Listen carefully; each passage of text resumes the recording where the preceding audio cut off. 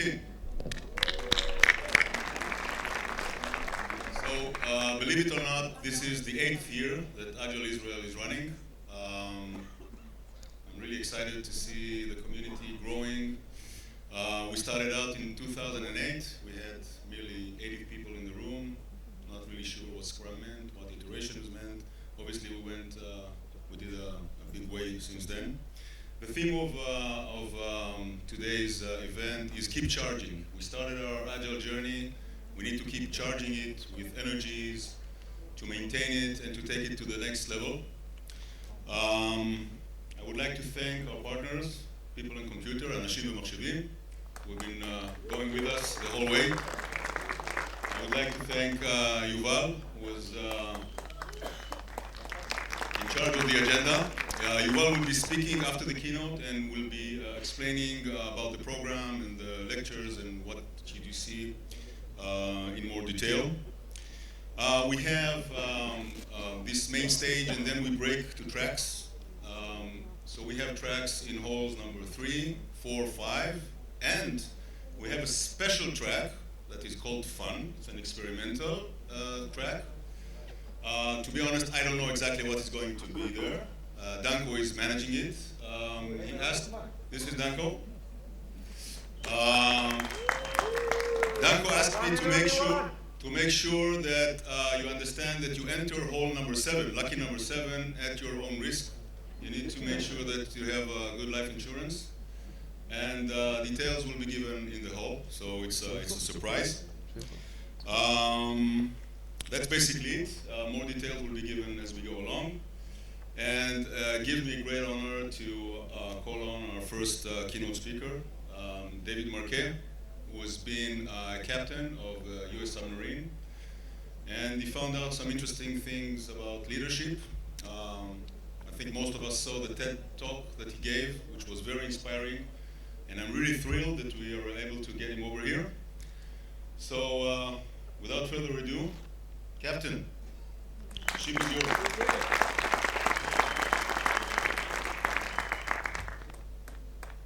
It is so great for me to be here in Israel. I can't believe I'm here. Wow. So, yes, it's true. I was a nuclear submarine captain. Now, here are 3 things about nuclear submarining. 1, it's very complex. There are a lot of interconnections. There are a lot of things with something over here can affect something way over here. Number 2, the costs of failure are high. We could melt down the reactor, we could kill the wrong people, maybe even ourselves. That's not good. And we have some very important clients, like the President of the United States. Basically, it's just like writing software. I want to give a shout out this morning to my friend Ronan Kohler, who's an Israeli submarine captain. He's sitting down here. He's out right now. And if you have if anything I say sounds like bullshit, you can ask him.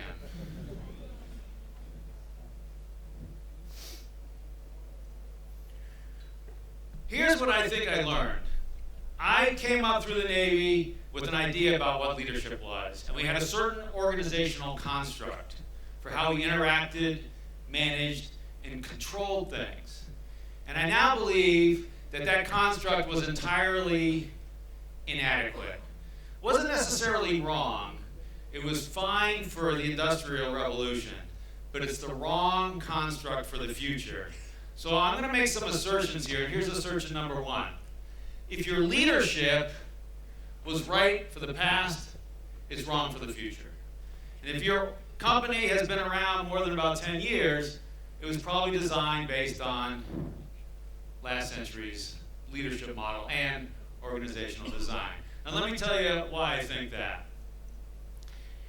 This is a very complicated slide. We have 3 nails. The top nail is 250 years old. So this nail was made about the beginning of the Industrial Revolution. And you can see it's kind of wavy and it's not really very smooth because it's hand pounded by a craftsman. And a box of those nails would be all different. Now the middle nail was stamped out by a machine, but again, there were slight variations in the nail, and then the bottom nail was a modern wire nail. And you can imagine a box of those wire nails are almost identical. And so what's happening during the Industrial Revolution is that we as human beings got really good at reducing variability, at reducing variation. And so organizations were designed with the idea that we wanted to reduce variability, and they look like this. This is a factory in the United States just before World War II. These people are making radios, but really doesn't matter what they're making, no, because they're just moving their hands in the right sequence of operations. You know, do we care what this lady is thinking? No. We call it neck down work, right? We chop their heads off, their hands keep moving, I'm happy. And because this is what the companies look like, we make schools that look like this. Or, you know, maybe like this.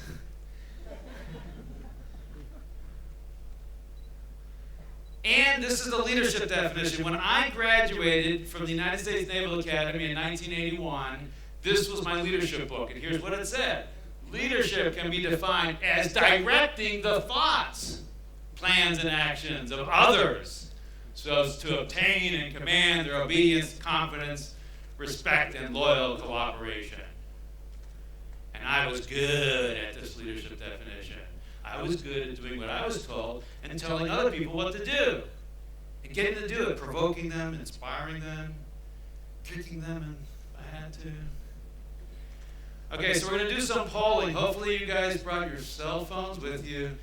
And we're going to use a poll, a website called pollev.com. And I'm going to ask you, here's the website, boom. It's going to come up with a login. Ignore that you don't need a login. And I'm going to ask some questions, and we're going to build some crowd response, group response. And here's the first question. It's going to come up here again.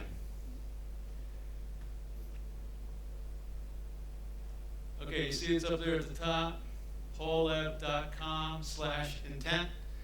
And it should have this question. The question is, how did it feel to work in that environment? Imagine your boss comes in with a new placard and they put it next to their office and they say, this is my new leadership definition.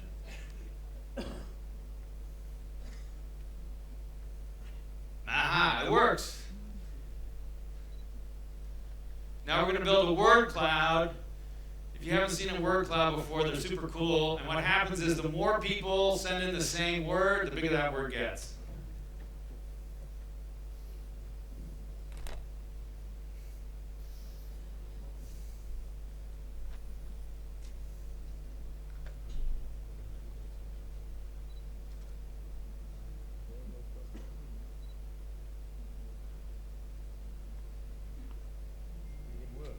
Yeah. I appreciate the Hebrew, too. That's going to make it really interesting. There are not too many good words up here. And this is how people feel. And then I say, oh, hey, where's your ownership? Where's your passion? Where's your engagement? This is how I feel. Okay, now I've asked this on 4 different continents. And this is sort of the... Let me show you what everybody else says. It's very similar to what you guys are saying. Same deal. But we're gonna work on fixing that today. But you know, the Industrial Revolution wasn't all bad. We got to make amazing machines like rocket ships that go into space. And the most important machine of all is the nuclear submarine. Now, when I was a young man growing up, I had a dream of becoming a submarine captain. That's all I dreamed about. I mean, I didn't dream about going any further in the Navy. That's all I cared about. And I had some ups and downs, but finally, after 17 years in the Navy sent out a message and said we were announcing the captains for the next year, and my name was on the list. It was so exciting. Next to my name was the name of the submarine I was going to take command of, the USS Olympia. And what happens in the United States Navy is they took me out of my job and they sent me to school for 12 months just to learn the ship that I was going to take command of, the USS Olympia. I could draw the piping system, the electrical diagrams, the breaker boxes, the pumps. I read all the problems the ship had and all the dossiers of all the people, where they went to school. I was literally the smartest person on the planet for this submarine when I flew to Hawaii, getting ready to take command. Now why? I've been a submarine officer for 17 years. Why did I need all that schooling? Because based on that leadership definition, the leader needs to know all the answers. I call it know all, tell all leadership.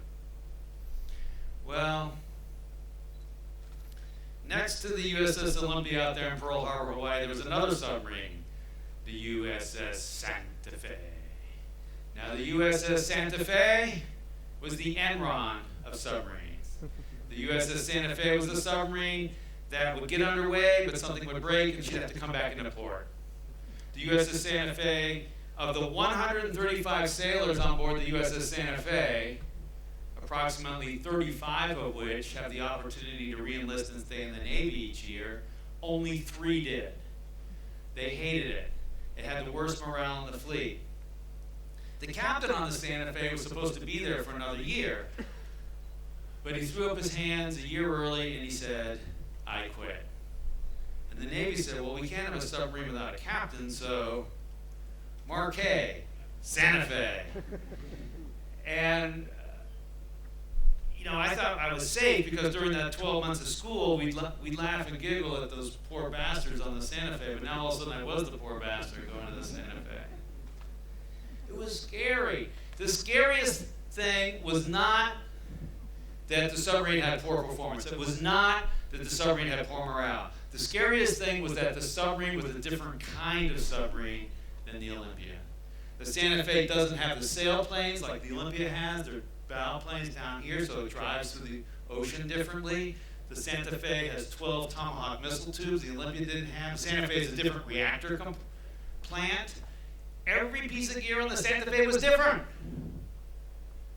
And I came from this know-all, tell-all leadership model. Well, never mind. I get dressed up in my white uniform and take command. Ready to give orders. I call this leadership model know not, but tell all. It's not a good place to be. Let me take you down the sonar room on the Santa Fe.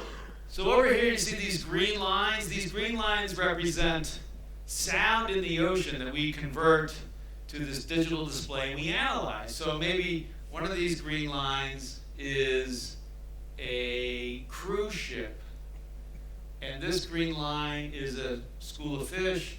This green line might be an oil well. This green line might be an enemy submarine. It's important to sort out which green line is what. And these are all these buttons I'm talking about. Now, on the USS Olympia, I could have reached over the sailor and pushed any of those buttons. I would have known what button to push. I wouldn't normally do it as a captain, but I could have. But on the Santa Fe, I didn't know those buttons, man. So I came on board, and I had this bad habit of asking the sailors to tell me about their equipment. So I walk up to the sailor and say, hey, tell me about these buttons you got here. And the sailor said, well, this button does this, this button does this, this button does this. Hey, what about that button? I forgot, Captain. They would cringe. Why were they cringing? Because they knew what was going to happen. Well, I tell you, young man, you really should know. Yes, sir. That was leadership.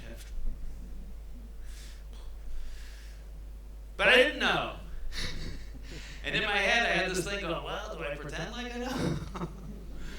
But I said, I don't know either. Let's press it, see what happens.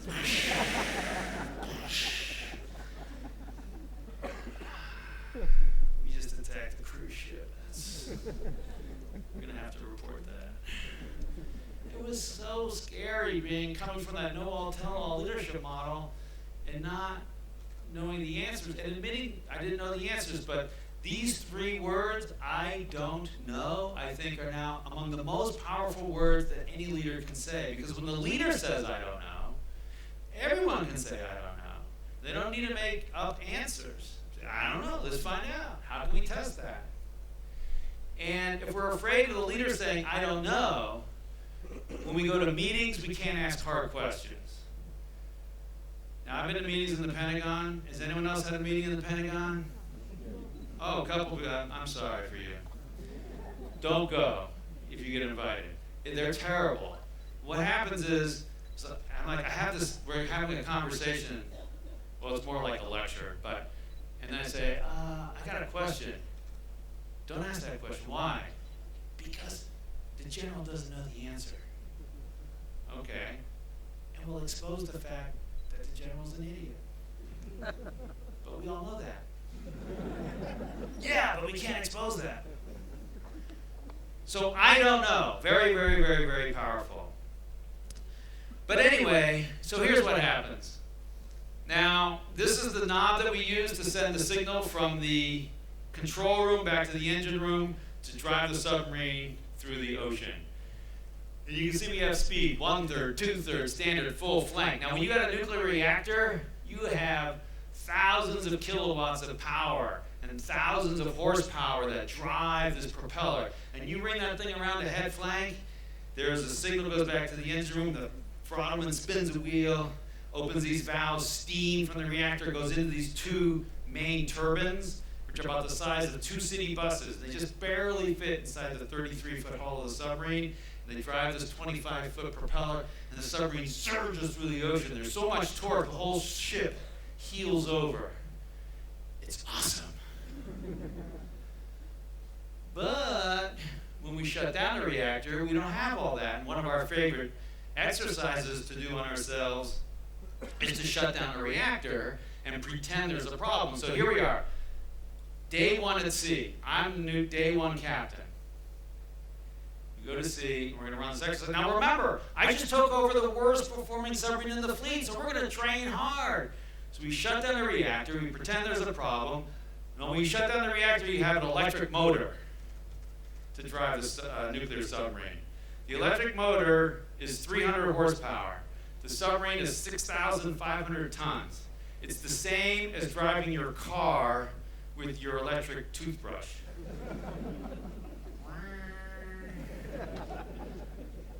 You don't go fast, but eventually you get home. So we're driving along in the electric motor at head 1/3. We're drawing very little current from the battery. We're trying to conserve the battery. Because the race is find a problem, get the reactor started before the battery drains down. So I'm sitting there thinking, it's like, we got to make it harder. This is the worst crew. We got to, add stress. And so I say, hey, I start thinking, let's go 2/3 on the electric motor. Now, normally you just get 1/3, 2/3. You don't get standard full flank with the electric motor. But normally I always got 1/3, 2/3. So I lean over to the officer of the deck, and he's the person who actually gives orders. I said, hey, why don't we go 2/3? Now, the officer of the deck has been on the submarine over 2 years. He orders it. Helm, head 2/3. Nothing happens. The kid who's sitting at this panel, I can see the back, he's like this. I say, hey, sorry, make sure I don't fall off the stage. I'm used to more like closed spaces. But I say, hey, what's going on? He says, Captain, on this submarine, there is no 2/3 on the electric motor. Only 1/3. I made him, that was embarrassing. Here's the story on all the older submarines. Anyway, you don't care. I thought about it for a minute, and I thought about the navigator, and I said, hey, navigator, did you know about this 2/3? Yes, sir, I did. I said, riddle me this. Why did you order it? What did he say? You told me to. We train people to do what they're told. We train people to be compliant. Remember that leadership definition. And then we sprinkle some fairy dusting and we say, oh, but if you think I'm wrong, speak up. It doesn't happen. I realized that the problem was not that I made a mistake. The The problem was not that I gave a bad order. The problem was I was the one giving orders. As long as I was giving orders, eventually there'd be another bad order, and my crew was again going to follow it. So the only way out of that was for me to stop giving orders. Now, the USS Santa Fe was a terrible place to be. It was highly demoralizing.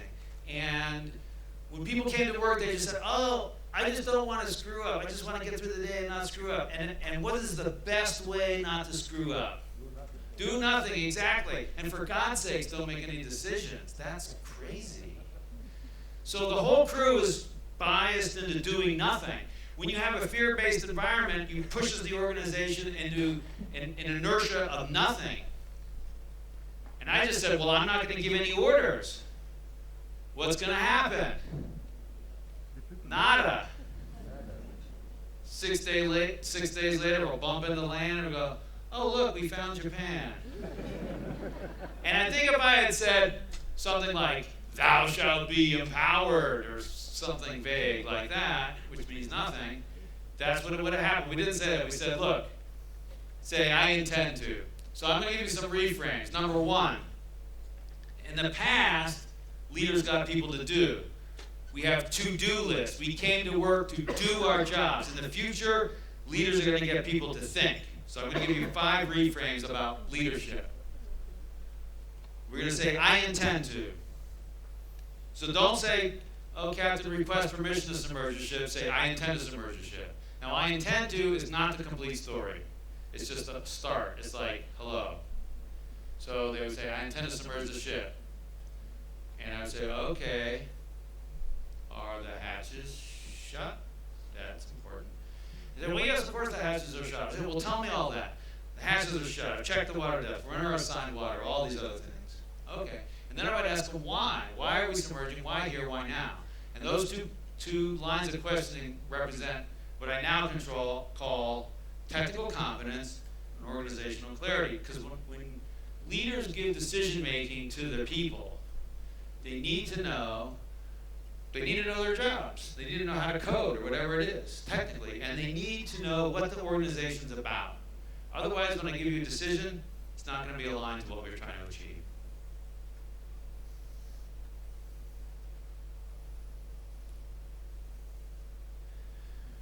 Here's a place where we got it wrong. You guys all remember the Costa Concordia? And so Captain Schettino was the captain of the cruise ship. He gave a bad order. The ship went too close to the island of Giglio. Rocks. At one point, they were saying they weren't charted or something like that. But I can tell you, Julius Caesar knew about these rocks. This is the most navigated body of water in human history. So anyway, and then Schettino gives a bad order. The ship collides with the rocks, capsizes, sinks. 32 people die. When the ship starts listing over, Captain Schettino falls into the first lifeboat. It could happen. And he was a great villain, right? The press lit up on him, at least in the United States. It's like, oh, he played a great villain. And we all lit up on the mistake that Captain Schettino made ordering the ship too close to the rocks. This had nothing to do with anything. This was a side story. The real story, the real question was, why is the captain of the cruise ship the one giving orders? Because in any organization, if the organizational design relies on the person at the top to give orders, when, not if, when that person makes a mistake, there's a high probability the organization is going to end up looking like this. And at least in the United States, no one was thinking about it like that, at least the press that I read. Who certified him to be a cruise ship captain? Who designed the way we talk to each other on the bridge of the cruise ship? So then we get to blow stuff up sometimes in the Navy. All right, so here's how it works. When we shoot a torpedo, there's a long wire that trails behind it that tells the torpedo what it's seeing, and we can steer the torpedo. It's this miles long, driving out in the ocean. So if the target turns, Oh, by the way, there's only kind of two submariners. There's two kind of ships, right? Submarines and everything else is a target. So if the target turns, we'll detect it on sonar, and then my weapons officer will say, Captain, I intend to steer the torpedo 20 degrees right. Very well. So it's a devastating weapon. Then it actually never hits the ship. It goes under and detonates. And it blows a hole in the ocean into which we rely on gravity. Gravity is a great business partner. It's very cheap and reliable. And the ship falls into that hole and breaks in half, like you see. So these torpedoes are big deals. And here's the Santa Fe. We're in Sasebo, Japan. We're loading a torpedo. This green shape is the torpedo.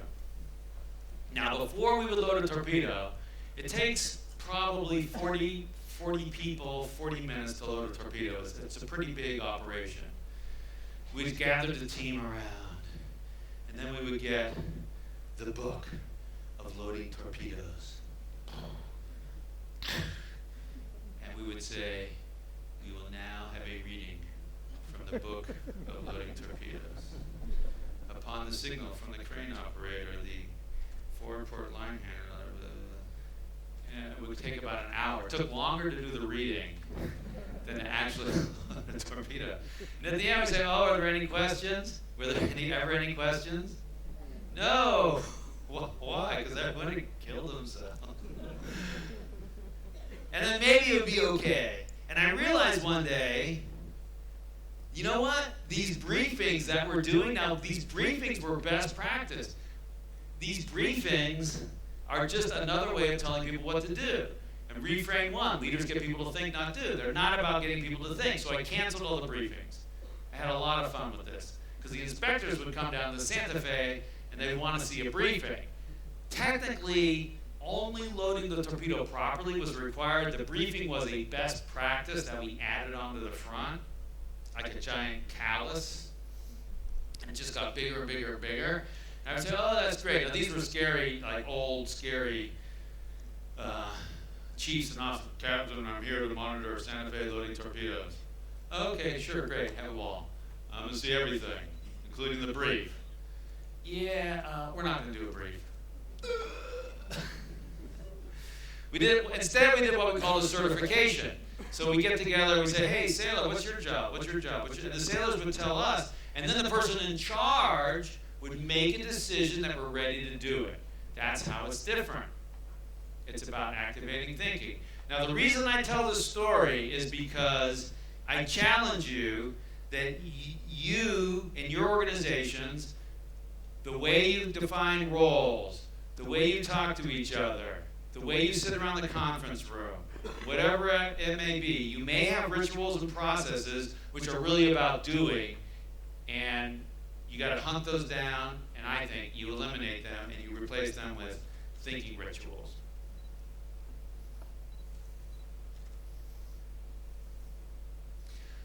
Hey, it was a good news story. We started doing really, really well.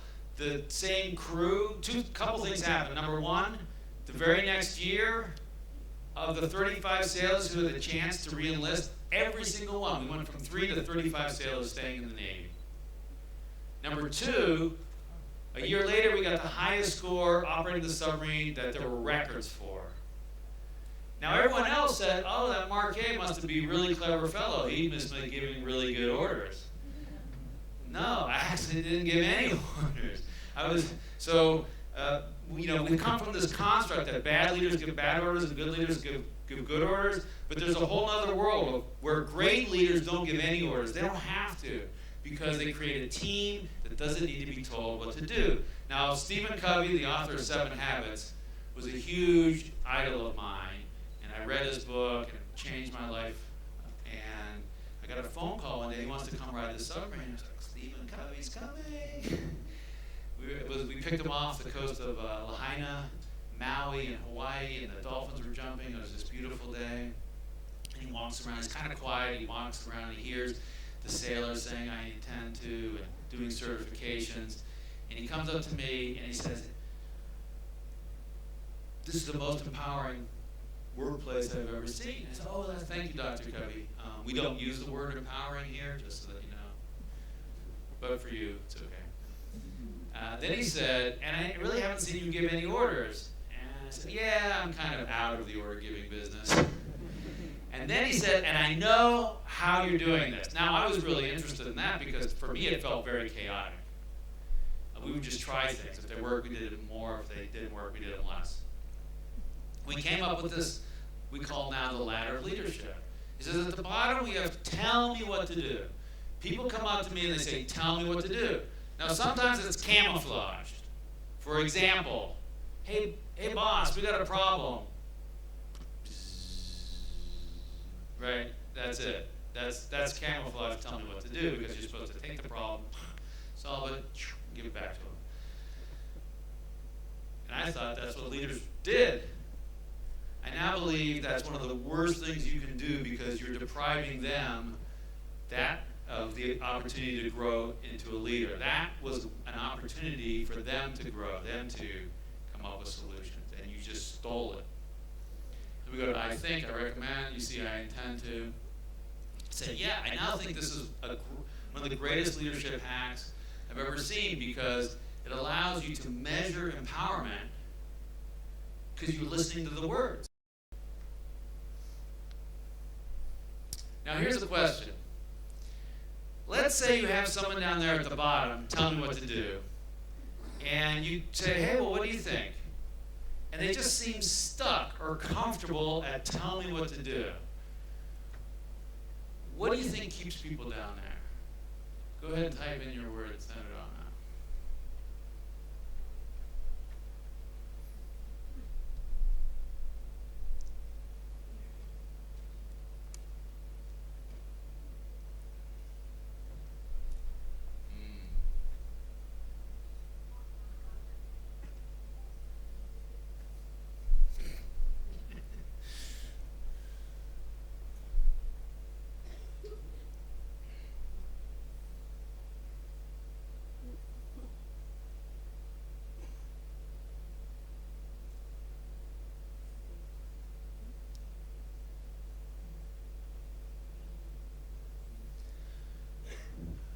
Okay, good.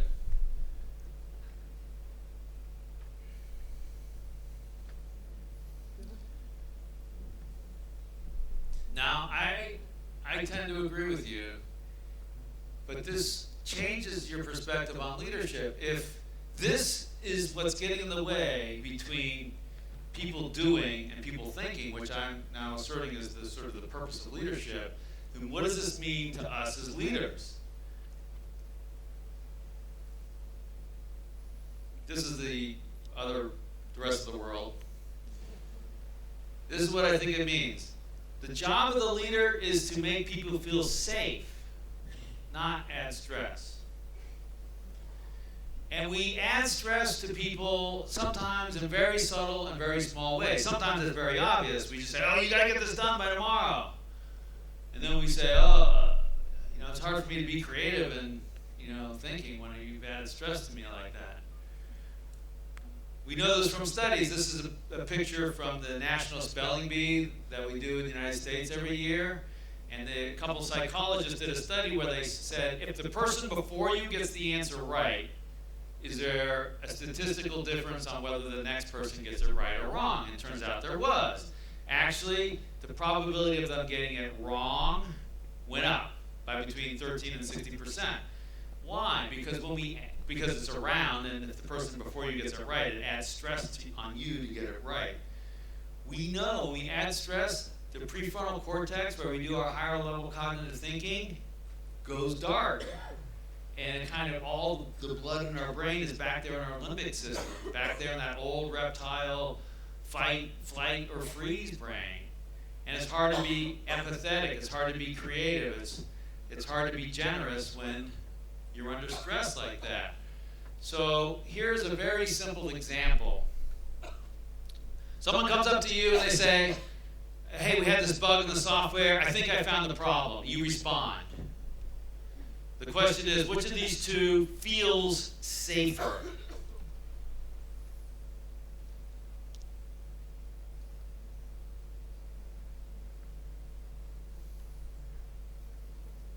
I'm hiding the answer so you can't see what everyone else votes. Yes. My instinct is to say, are you sure? I found it. Are you sure? I think we solved the problem. Are you sure? This is going to be a good client. Are you sure? It's a terrible thing to say. Strike it from your vocabulary. The point here is you might have these little phrases that you're really sort of saying without thinking about them that just inadvertently add a little bit of stress to your people. And thinking about these and eliminating them will have a huge cumulative impact on what it feels like to work in your organization and how people will be productive.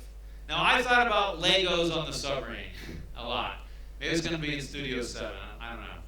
But Legos are the things that you can't break. Legos are the things like, maybe it's, for me it was things like starting up the reactor, loading a torpedo, that kind of stuff. For you, maybe it's certain, like you have to just code it a certain way or it just doesn't work, right?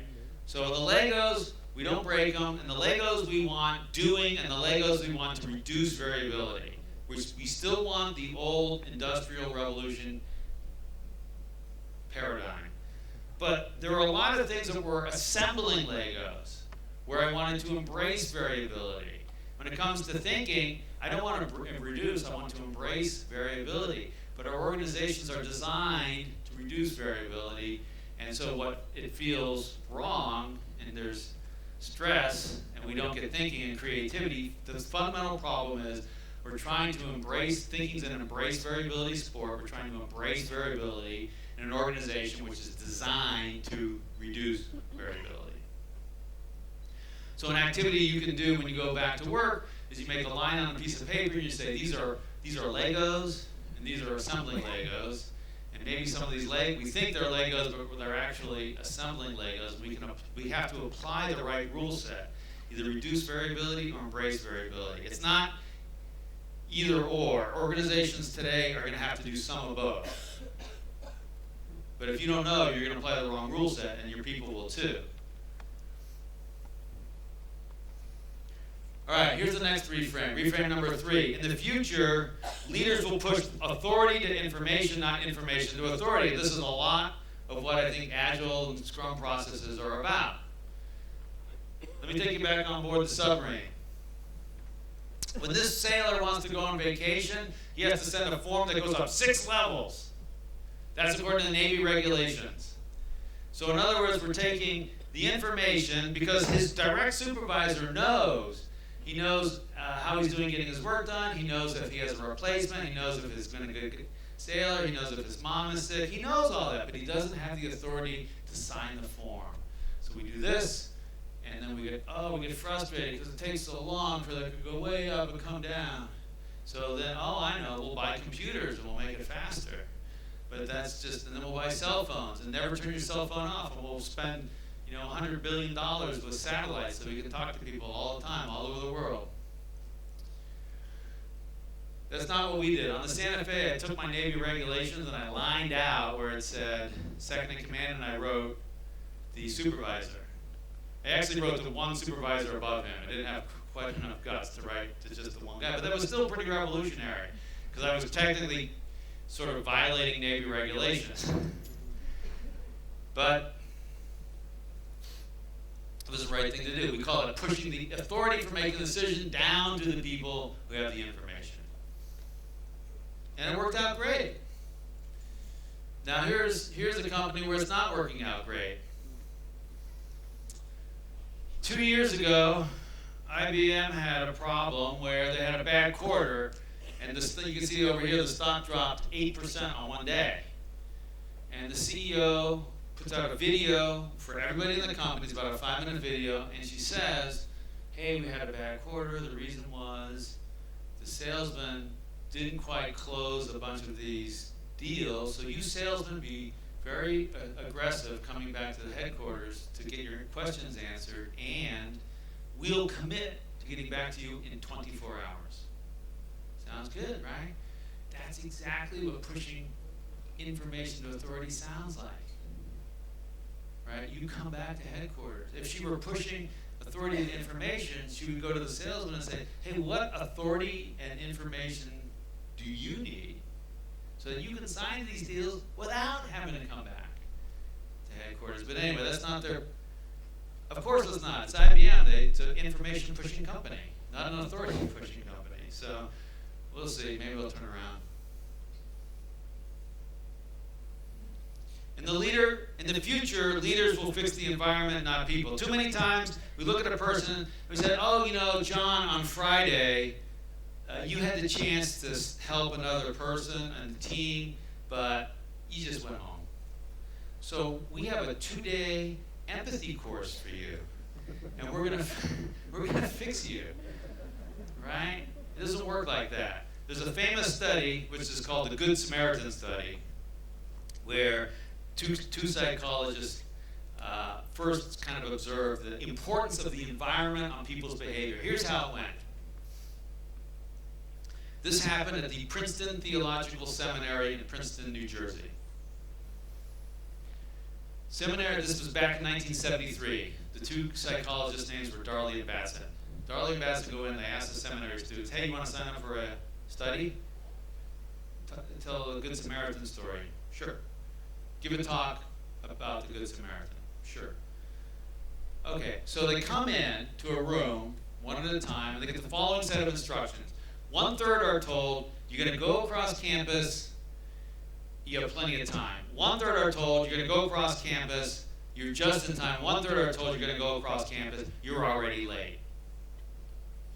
Now, there was one way basically to walk, and the researchers had staged an actor lying on the ground, coughing like he was having a seizure.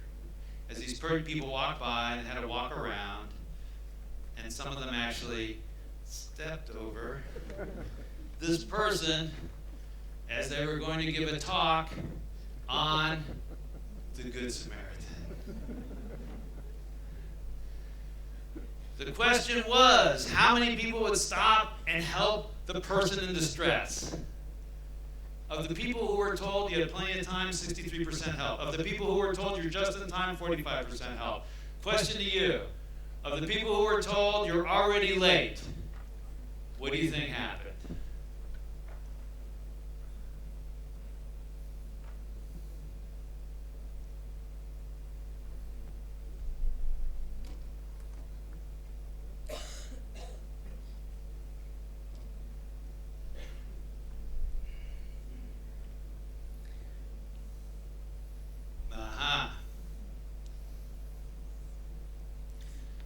Pretty depressing.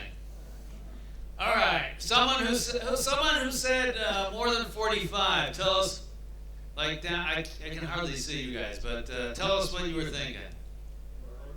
Hey, you were already late, so why not? Right. And oh, by the way, now I have a pretty good excuse, right?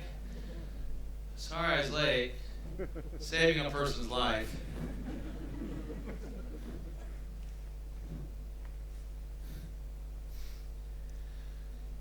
You guys are right. It went down to 10%. Now, does this bum you out? This kind of bummed me out when I read about this. And I thought about it, and I said, you know what? This actually is a pretty good news story, because I think many companies kind of operate in that high rush environment. It's always, let's do, we gotta get it done, deadline. And there are real deadlines imposed by the world.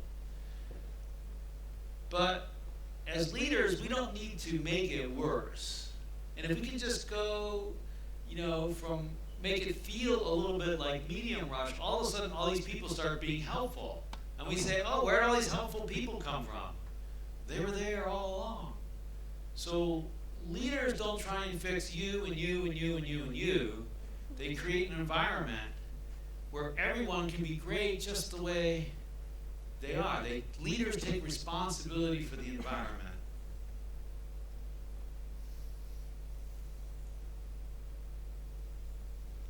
We played with the language a lot on the ship. Here we are fighting a fire on the submarine. So we have these fire exits on the submarine. Exactly 0 fire exits. So you either put the fire out or you die. Well, we weren't weren't very good at these fire drills. And so, and we would do a fire drill, and we'd sit around the table, what happened? Well, they didn't do this, and they didn't do that. They hung the gear up twisted, and they didn't charge the fire hose. And it's like, well, who is all this they? And I beat my fist, I got pissed off, and they said, there's no they on Santa Fe. And it rhymed, so they remembered it. I said, we only say we. We started using the word we, and what happened was it changed our brain, it rewired our brains. Because teams refer to each other on the team as we. We say we. And we refer to the other team as they. So in your company, look for what I call the we-they boundary. Ask people about the other teams in the other parts of the company, and they'll say, oh, well, you know, we're in email marketing, they're in HR, right? And as soon as you go from we to they, that's where the cooperation ends and the competition starts. It doesn't matter whether you have a poster that says, oh, we're one big team here. If you're referring to each other as they, you're not. The point is, don't try and convince people to be a team and then hope they say we.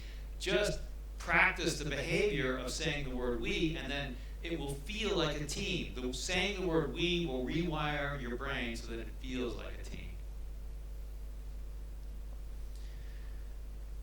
So in the end, if we want people to think and realize their full potential as human beings, leaders are going to have to give control and create leaders. The problem with giving control is it's scary.